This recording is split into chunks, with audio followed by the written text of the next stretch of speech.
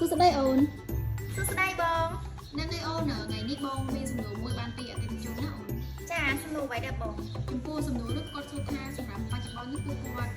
Cô được chụp bài hát tại mình khăn khăn mỏng chân quạt khóc hở sạc thiết đúng xây mà khao ấy vận tải nên là mình khăn cho miên sạc thiết ở mấy để ai đó khăn bàn đó không ổn. អូខេហ្នឹងហើយបងសំណួរនេះគឺពិតជាល្អមែនតើអញ្ចឹងក្នុងករណីអតិថិជនគាត់ជួបប្រទេសឬថាទឹកគាត់មានបញ្ហាក្លិនក៏ក៏ដីចតិកទីប្រើសារធាតុផ្សេងៗប៉ុន្តែវានៅតែមានបញ្ហាអញ្ចឹងណាបងអញ្ចឹងបងអូន recommend ប្រើជាប្រភេទសារធាតុកាបូនដែលមាន ID ខ្ពស់